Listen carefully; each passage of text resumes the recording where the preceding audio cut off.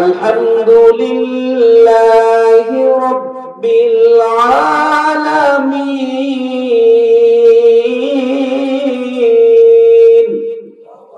এখানেও রবের কথা আছে। সর্বশেষ যে সূরা, এই সূরাটার নাম কি?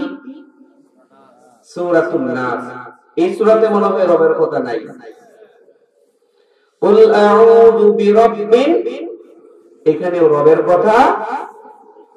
কোরআনের প্রতিটি অক্ষরে, প্রতিটি শব্দে শব্দে, প্রতিটি আয়াতে আয়াতে, প্রতিটি পৃষ্ঠায় পৃষ্ঠায়, প্রতিটি সূরায় সূরায়, প্রতিটি পাড়ায় পাড়ায় আমার রবের কথা আছে না নাই? চিৎকার দিয়ে বলা আছে না নাই? এই আল্লাহ হলেন আমাদের কি? এক নম্বর অর্থ বলছিলাম কি? আল্লাহ হলেন আমাদের সৃষ্টিকর্তা। তিনি আমাদেরকে সৃষ্টি করেছেন। আল্লাহ রাব্বুল আলামিন আমাদেরকে সৃষ্টি করেছেন, আমাদের কোনো অস্তিত্ব ছিল না। আল্লাহ রাব্বুল আলামিন বললেন, হুয়াল্লাযী খালাকাকুম মিন তুরাবিন, আমি তোমাদেরকে সৃষ্টি করেছি মাটির নির্যাস থেকে।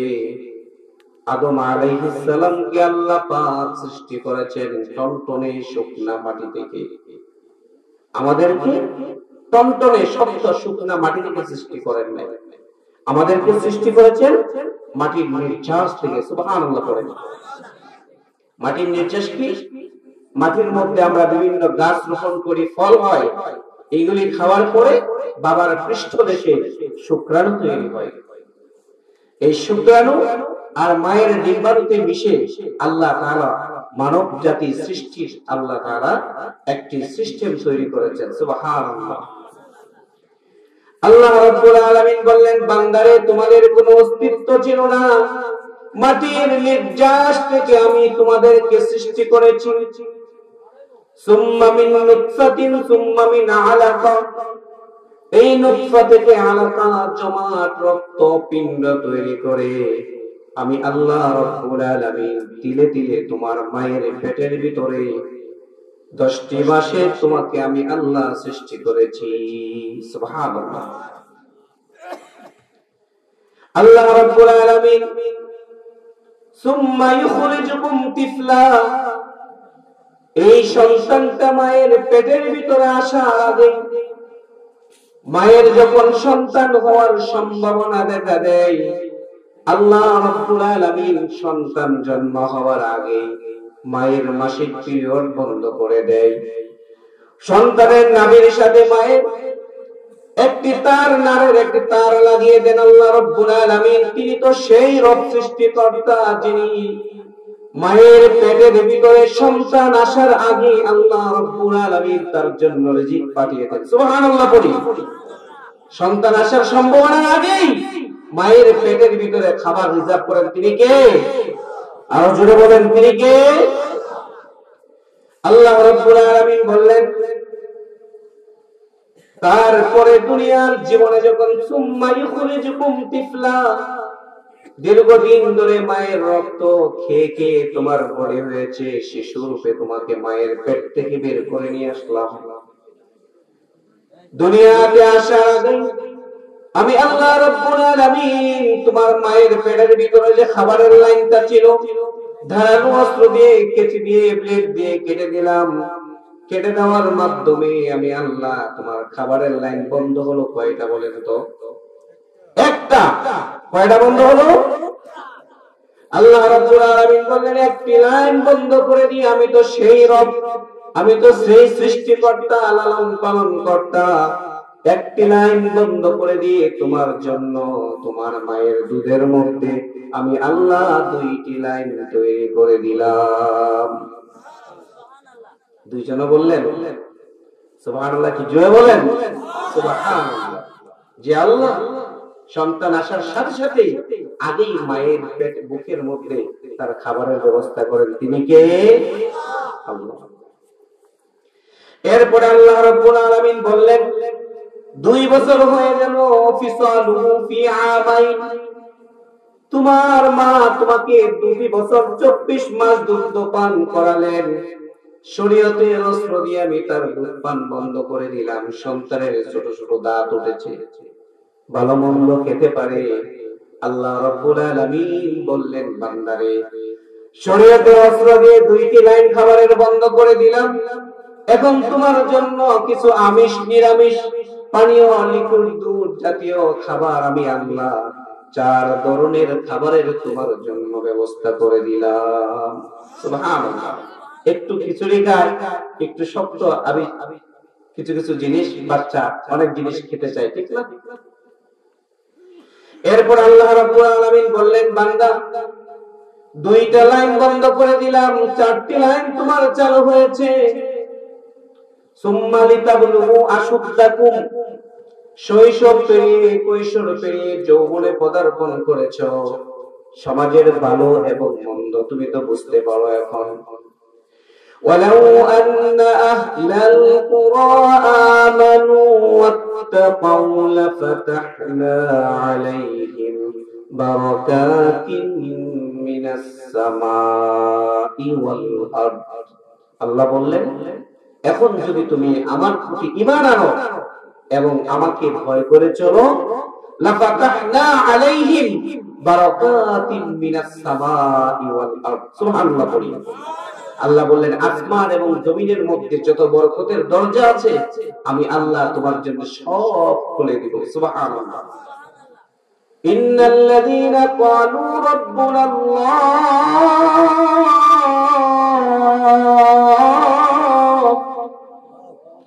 নিশ্চয়ই যারা এই কথা বলবেন আল্লাহ আমাদের রব। এই রব শব্দ হলো এক বচন, বহু বচন হচ্ছে আরবাবু। এর অর্থ হলো, অধিকাংশ মুফাসসিরিনে কেরাম বলেছেন এর 4টি অর্থ। কয়টি? 4টি। 1 নাম্বার অর্থ হলো রব আমাদের সৃষ্টিকর্তা। আমাদেরকে কে সৃষ্টি করেছেন? এত আস্তে বললেন, আরো জোরে বলেন, কে সৃষ্টি করেছেন? আমাদের রব কে? আল্লাহ আমাদের রব। 1 নাম্বার অর্থ হলো আল্লাহ রাব্বুল আলামিন আমাদের রব, তিনি আমাদের খালিক, তিনি আমাদেরকে সৃষ্টি করেছেন, আমাদের কোনো অস্তিত্ব ছিল না। আল্লাহ রাব্বুল আলামিন আদম আলাইহিস সালাম থেকে আমাদের রূহকে বানিয়েছেন। আলমে আরওয়াহতে যখন রূহের সমস্ত দল এক জায়গায় ছিল, আল্লাহ রাব্বুল আলামিন তিনি যে আমাদের রব, সেখানে আমাদেরকে জিজ্ঞেস করেছিলেন, আলাস্তু বিরাব্বিকুম, আমি কি তোমাদের রব নয়? সবাই একসাথে উত্তর দিয়েছিলাম, ক্বালু বালা শাহিদনা, ক্বালু বালা শাহিদ, আমরা সাক্ষ্য দিচ্ছি আপনি আমাদের রব। তাহলে আরবে আরওয়াহতে আমরা ছিলাম, সেখানে আল্লাহ আমাদেরকে জিজ্ঞেস করেছিলেন, আমি কি তোমাদের রব নই? সবাই বলেছিলাম, হ্যাঁ আপনি আমাদের রব। কার কার মনে আছে হাত তুলেন তো। আলমে আরওয়াহ বলেছিলেন, মনে আছে? না, মনে মনে আমরা সবাই ভুলে গেলাম। আলমে আরওয়াহের মধ্যে যে আল্লাহ আমাদের রব বলেছিলাম, সাক্ষ্য দিয়েছিলাম, ভুলে গেছি। এজন্য আল্লাহ পাক স্মরণ করিয়ে দেওয়ার জন্য আমাদেরকে জিকির দিলেন। জিকির হলো কোরআন। জিকির কি? কোরআন। কোরআনের 50টির অধিক নাম আছে, একটি নাম হলো যিকর। এটার অর্থ হলো আল্লাহর স্মরণ। তাহলে স্মরণ দিলে হবে? হবে না। স্মরণ যিনি করিয়ে দিবেন তিনিও লাগবেন। যেমনি ভাবে আল্লাহ আমাদেরকে জিকির দিলেন, কোরআন দিলেন, তেমনি ভাবে আমাদেরকে আল্লাহ পাক মুযাক্কির দিলেন। মুযাক্কির হলেন বিশ্বনবী মুহাম্মদুর রাসূলুল্লাহ সাল্লাল্লাহু আলাইহি ওয়াসাল্লাম। আল্লাহ বলেন, ইন্নামা আনতা মুযাক্কির, হে নবী আপনি হলেন উপদেশ দানকারী। সুবহানাল্লাহ বলেন। আল্লাহ যে আমাদের রব, এই কথাটি আল্লাহ রাব্বুল আলামিন জাবালে নূরের মধ্যে যখন সর্বপ্রথম কোরআন নাযিল করেছেন, সূরাতু আলাকের প্রথম শব্দ ইকরা বিসমি রাব্বিকাল্লাযী খালাক, এই কোরআনের মধ্যে রবের পরিচয় আছে না নাই? জোরে আওয়াজ দিয়ে বলা আছে না নাই? প্রথম আয়াত যে নাযিল করেছেন, এই প্রথম শব্দের মধ্যে, আয়াতের মধ্যে রবের পরিচয় আছে। কুরআন আল কারীমের সর্বপ্রথম যে সূরা, সূরাতুল ফাতিহা, এই সূরাতে মনে হয় রবের কথা নাই? আছে। এরপর আল্লাহ রাব্বুল আলামিন খেয়াল করে শুনেন, রব্বুল আলামিন বললেন সুম্মা লিতাকুনু শুয়ুখা। ওই যে দাড়ি পাকনা মুরব্বিরা আস্তে আস্তে বৃদ্ধ হয়ে যাচ্ছে, চামড়া ঢিল হয়ে গেছে, দাড়ি সাদা হয়েছে, চুল সাদা হয়ে গিয়েছে, শক্তি কমে গেছে। আল্লাহ বললেন তোমার অস্তিত্ব ছিল না, মায়ের পেটের ভিতর থেকে সন্তান রূপে শিশু হিসেবে বের করলাম, শৈশব কৈশোর পেরিয়ে যুবক হয়েছ, এখন তুমি বৃদ্ধ হয়েছ। এরপরে সুম্মা লিতাবলুগু আশুদ্দাকুম সুম্মা লিতাকুনু শুয়ুখা ওয়া মিনকুম মান ইয়াতাওয়াফা মিন ক্বাবলু ওয়া লিতাবলুগু আজালান মুসাম্মা। আল্লাহ নির্দিষ্ট একটি হায়াত দিয়েছেন, এই হায়াতের আলোকে আমরা একদিন আমাদের মৃত্যুর কূলে ঢলে পড়ব। ঠিক কিনা বলেন? এটা কিছু সন্দেহ আছে? কোন সন্দেহ আছে? সবাই আমরা একদিন মৃত্যুর কূলে ঢলে পড়ব, কিন্তু মৃত্যুর আগে, কবরে যাওয়ার আগে আমাকে বুকে হাত দিয়ে বলতে হবে যে এই কবরে যাইতে আমার যা প্রস্তুতি আছে, আমার কি প্রস্তুতি আছে নাকি নাই, কতটুকু প্রস্তুতি নিতে পেরেছি। এজন্য রাসূল কারীম সাল্লাল্লাহু মান আকিয়াসুন নাস ওয়া আহজামুন নাস আকসারুহুম যিকরান লিল মাউত ওয়া ইসতি'দাদান লিল মাউত উলাইকাল আকিয়াস।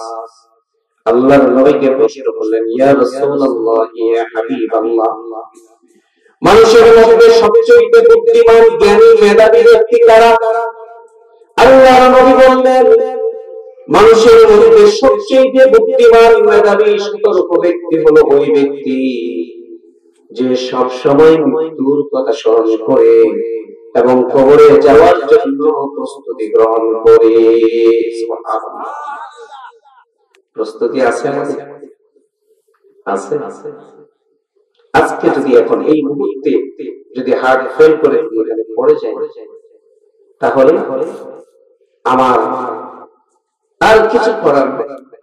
জীবনে যা করেছি তার প্রতিফল, তার পুরস্কার অথবা তিরস্কার দেওয়ার জায়গাতে আমরা জানি যে আখিরাতে আমাদেরকে জবাব দেওয়া লাগবে না? জেনে শুনে সবকিছু আমরা করতে পারি। এজন্য আল্লাহ বলেন আকসারুহুম যিকরান লিল মাউত ওয়া ইসতি'দাদান লিল মাউত। মৃত্যুর কথা যে স্মরণ করে প্রস্তুতি গ্রহণ করে, এরা কোনো মেধাবী, বুদ্ধিমান, ভালো মানুষ। যাহাবু বিশারাফিদ দুনিয়া ওয়া কারামাতিল আখিরাহ। আল্লাহ তাদেরকে দুনিয়ার জীবনে তাদেরকে সম্মান দিবেন এবং পরকালে আল্লাহ রাব্বুল আলামিন তাদেরকে মর্যাদা দিবেন। সুবহানাল্লাহ। তাহলে রবের এক নম্বর অর্থ হলো রব হলেন আমাদের সৃষ্টিকর্তা। ভারতের একটি মেডিকেল কলেজ সিএমসি, এখানে কেউ আছেন যে অনেক বছর হয়ে গেছে বাচ্চা নাই? আছেন কেউ? সবাই আছেন। তারা গবেষণা করেছে যে মানুষের কেন বাচ্চা হয় না। এরকম 100 জন মানুষের শুক্রাণু নিয়ে নারী এবং পুরুষের তারা গবেষণা করে দেখেছে যে 25%, 100 মধ্যে 25 জন মানুষের পুরুষের সমস্যার কারণে বাচ্চা হয়, আর 25 জন নারীর সমস্যার কারণে বাচ্চা হয় না। তাহলে 100 মধ্যে কতজন হলো? 50। আর বাকি আছে কতজন? 50 জন। আজ পর্যন্ত কোন মেডিকেল সায়েন্স এটা আবিষ্কার করতে পারে নাই বাকি 50 জন নারী পুরুষের কেন বাচ্চা হয় না। 1500 বছর আগে আমার নবীজি হাদিসের মধ্যে এটা বলেছে। ভালো করে শুনুন। বাবার পৃষ্ঠদেশ থেকে মায়ের ডিম্বাণুর দিকে যখন শুক্রটা বের হয়ে যায়, আল্লাহ রাব্বুল আলামিন সাথে সাথে মায়ের রেহেমের মধ্যে একজন ফেরেশতা পাঠান। ওই ফেরেশতা এটাকে ধরে শুক্রটাকে এবং ধরে বলে, ও আল্লাহ রাব্বুল আলামিন, মানুষ প্রক্রিয়ার কাজ শুরু করার আগে মাত্র শুক্রাণু, এটাকে মানুষ বানাবো নাকি শেষ করে দেবো? যদি আমার আল্লাহ রাব্বুল আলামিন পারমিশন দেন মানুষ বানাও, তাহলেই মানুষ বলে।